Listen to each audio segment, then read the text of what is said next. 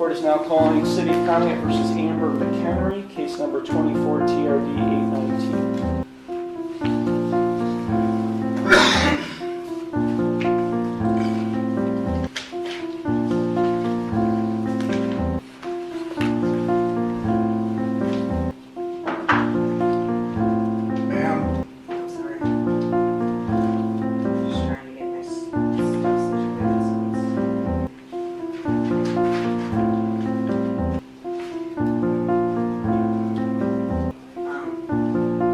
Take a seat in this blue chair.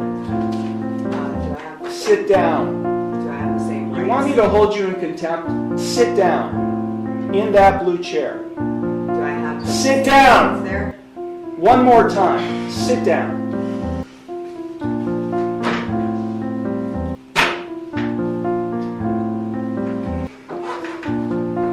Now you'll answer my questions. Got it? Did you understand all of the rights and plea options that I explained to you?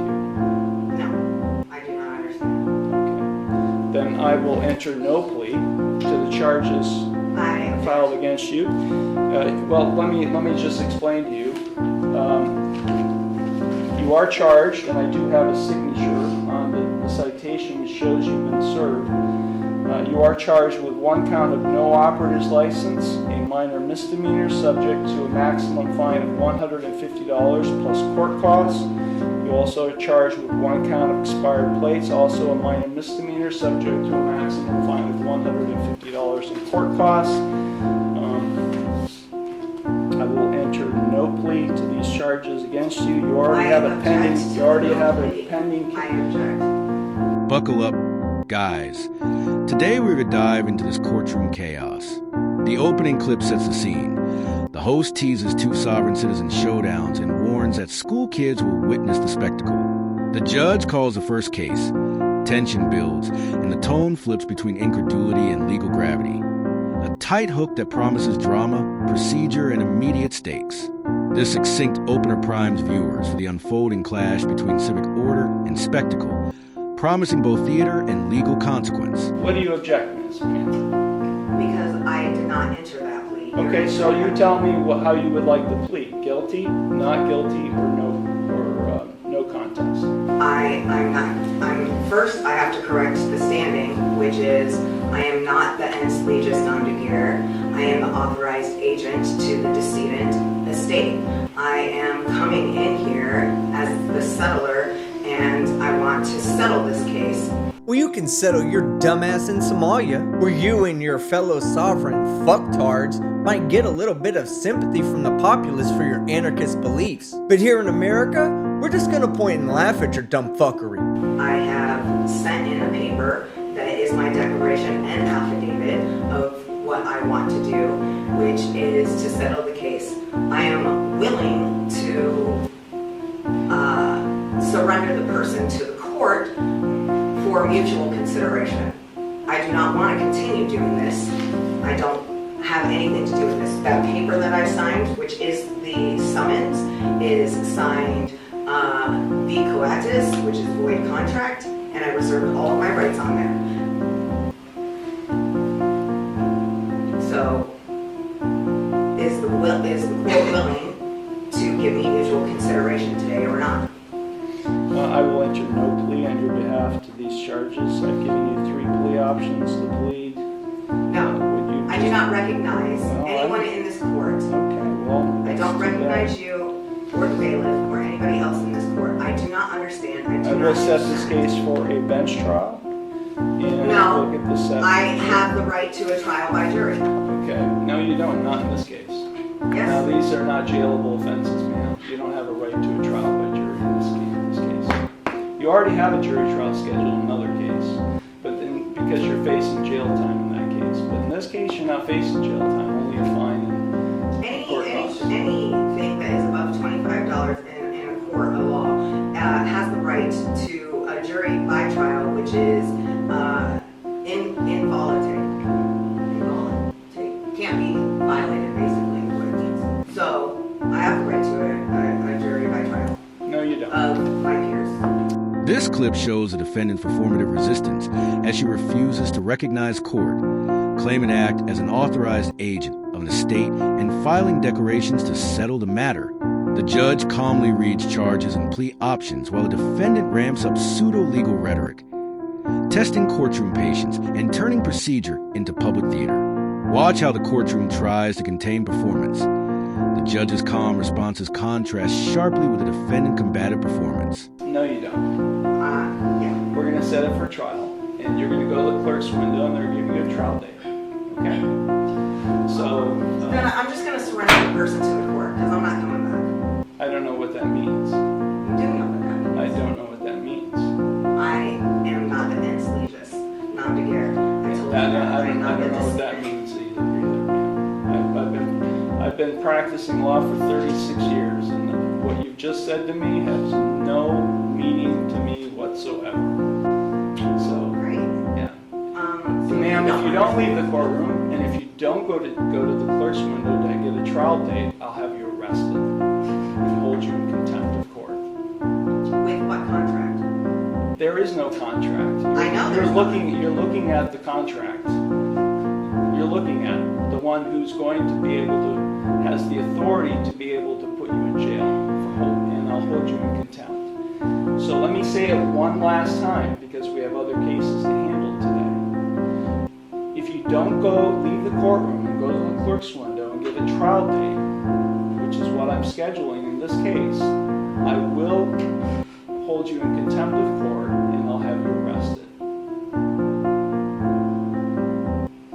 So, contempt of court for what?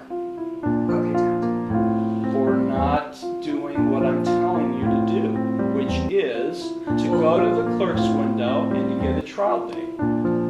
You're the trustee, and I'm the beneficiary. No, there is no trust relationship here. No, there isn't. I've drafted many trusts, and there is no trust relationship between the judge and you, the defendant. Yeah, because You are not the beneficiary, and nor am I the trustee. Yes, Yeah, that's just not how it works, man. it Not is. how it works. I don't know, Judge. You might have gone to law school and drafted up several trusts, but Karen here's a superglue sommelier and is actively in the process of using a big lighter to discover fire for her sovereign people. So one of you might be out of your league here. You either go to the clerk's window. Here the confrontation intensifies. The defendant brands filings void and demands mutual consideration, while the judge systematically explains jurisdiction and available pleas. Repeated delays push the judge toward enforcement. Warnings about contempt surface. This segment transitions the exchange from bizarre provocation into an actionable legal standoff with real consequences. Note how the judge's measured language slowly reclaims control. The clip pivots from a quirky display to an enforceable judicial rebuke. Go now and get a trial date, or I'll have you taken into custody now. You got it?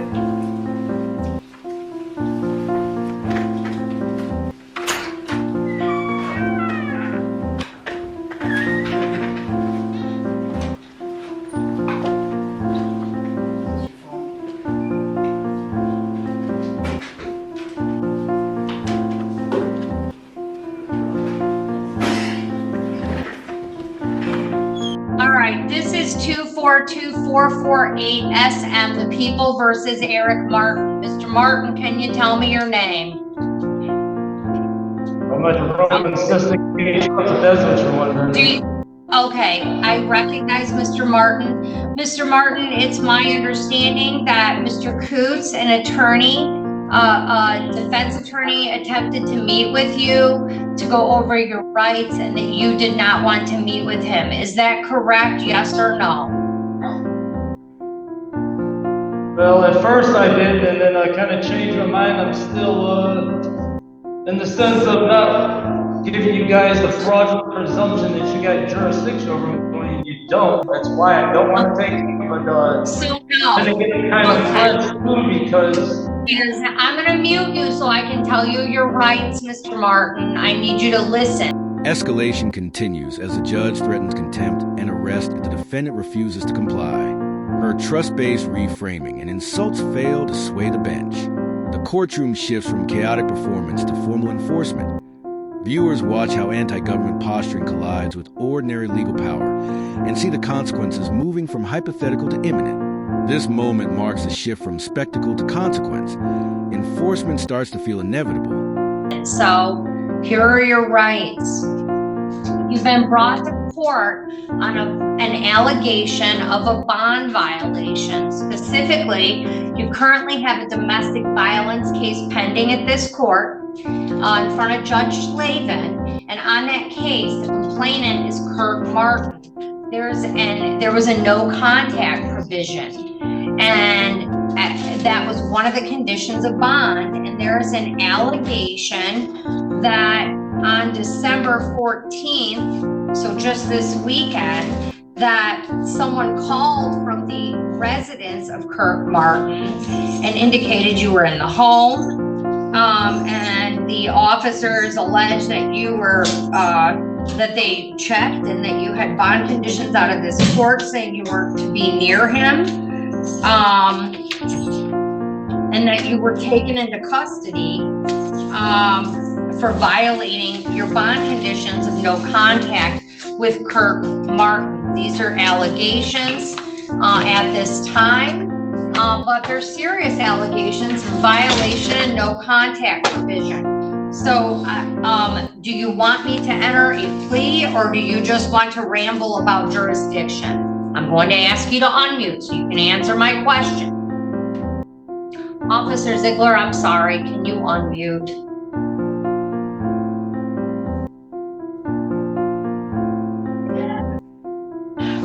Mr. Martin, you have options, so you understand that's what you're here on. You can plead guilty, not guilty, or you can say nothing, and I'll enter a not guilty plea on your behalf. So to the allegations that you violated the conditions of your bond for purposes of arraignment, how do you plead? First, I want to notify crimes. Before I get to that, I want to notify you crimes committed against me in the jail here since I've been here, such as criminal harassment. Okay, I'm going to enter a not guilty plea on your behalf. I'm not going to talk. But your answer is non-responsive. Violating my First Amendment right, freedom of speech, and this whole bond order condition. The host closes the Karen portion and opens Eric Martin's arraignment, laying out context, recent jail time, a short leash after prior bond violations, and a history of noncompliance. The court formally calls his case. The dynamic tightens. This defendant's prior behavior means the stakes are higher, and the court's response will be less tolerant of theatrical resistance. Expect a higher level of scrutiny here. Repeated violations have consequences, and the court's tolerance has limits. It violates my due process right to be free at my house, which is based on an unsupported lying allegation by my brother. Therefore, this is all violation of my due process rights. The bond order should have never been done. This is all unconstitutional. The case should be dismissed, and I demand it be dismissed now. All right, so sir, you have a right to a hearing on this matter. You have a right to receive written notice of the violation. You have a right to plead guilty, not guilty, or stand mute. I've entered a not guilty plea on your behalf since your response was not responsive. You also have a right to contest the charges at a hearing, and you do have the right to the assistance of an attorney at all subsequent court proceedings, and you can change your mind at any time, Mr. Martin. You have the right to have that lawyer appointed at public expense if you are unable to afford an attorney. And it's always possible that if the court determines you were able to pay, that you would be required to contribute to that cost. If you continue to proceed without an attorney, you would give up your right to a lawyer's assistance. We will set the hearing. I'm required to set that hearing on that violation. If you are in custody, we must hold it within 14 days of the arraignment, which is 14 days from today, or the court must order you released pending that hearing. If the alleged violation is based on a new criminal offense, that is basis for separate criminal prosecution. I don't have any knowledge that that's the case here. The court could postpone the hearing to the outcome of that prosecution. You have a right to contest the allegations against you. You would have a right to have the evidence against you disclosed. You'd have the right to present at the hearing. This segment covers the arraignment's core. The judge reads allegations that Eric violated a no-contact bond by being at the protected residence, then explains the options. Eric's jurisdictional tangents are met with procedural moves. The court enters a not guilty plea on his behalf due to non-responsive statements and begins assembling the schedule and evidentiary framework for a violation hearing. The court's move here signals that rhetoric won't replace evidence. The process of a violation hearing begins, and due process follows formal steps. Or to be present to present evidence to examine and cross-examine witnesses. The court would only consider evidence that's relevant to the violation, but it need not apply the rules of evidence except those pertaining to privilege. The prosecuting attorney would have the burden of proving the violation by a preponderance of the evidence. If you pled guilty, you'd be giving up your right to a contested hearing. And while this case is pending, you could be the most severe violation is you could be held pending the hearing, and if found guilty of this violation, you could be held while this case is waiting for jury trial. So those are your rights, Mr. Martin. Mr. Martin, I understand your sovereign arguments. I mean, it's fine. You can make them. I've heard them before. Everyone at this court has heard them. But here's the thing. I can't have you, if there is a no contact order and you continue to violate the no contact order, I can't let you out because you're not listening. And I know you don't think you have because you don't. Okay, well, you do. This isn't accordance with the Constitution, and okay. It's a factual and liberty right to be home because of an unsupported lying allegation. I'm telling you right now, he told a lie. And I told the prosecutor my brother assaulted me in actuality. First and foremost, he assaulted me. But I had no evidence of it. I don't have him on video evidence. He doesn't have me on video evidence assaulting him. So we have my brother saying this, me saying this. We don't know what happened in reality. So the dumb cop should never arrest me. Prosecutors should not be moving forward on this. They're moving forward with it. It's already a malicious prosecution on the prosecutor's part. There's no probable cause because there's no evidence here. Bottom line, we don't know what happened. Now the judge outlines the defendant's rights, hearing timelines and disclosure obligations, emphasizing that the prosecutor bears the burden of proof. The court explicitly warns that repeated violations and refusal to follow conditions will make release unlikely. This part underscores how court procedure curbs rhetoric and how practical consequences pile up quickly for noncompliance. This sequence makes clear that ignoring court conditions invites tangible penalties, not just criticism. This violates my due process rights. I'm being deprived of my freedom to be in the house I've been living at for 32 years. The bond order was legally should have never been ordered because it's based on, once again, an unsupported lying allegation that has no video evidence, no real evidence to support it. The bond order must be dismissed. I'm supposed to be allowed to go back home where I have a right to be. Doesn't matter how many lies I'm told. Let me tell you your bond conditions, Mr. Martin. You're to appear in court as directed. All right, I'll mute you and read them. Whether you like them or not, these are your conditions, sir. So I'll just read them into the record and you can choose to listen or not listen. You're to appear in court as directed. You're not to leave the state without permission of the court. You're not to commit any new crimes while released. You're to immediately notify the court of change of address or phone number. Whether you like it or not, you're not to have any contact with Kirk Martin or the residence where he resides and where this original allegation occurred, which is 907 Fort Clifford in the city of Taylor. Sir, you cannot purchase or consume alcohol or illegal drugs. You can't possess or have access to firearms. You have a $2,000 cash bond. I've noted on the file that you're entitled to this hearing forthwith. So the clerks will give you a date forthwith. And we're all set. Thank you. The final clip reads strict bond conditions. No contact, no firearms, no alcohol, and sets a $2,000 cash bond with an expedited hearing date. The narrator sums the likely outcome: continued attention and a measure of safety for the alleged victim. The close ties together narration and legal reality, reminding viewers that courtroom spectacle can lead to tangible outcomes and not just clickbait. If you found this breakdown useful, like the video, subscribe to the channel, and we'll see you in the next video.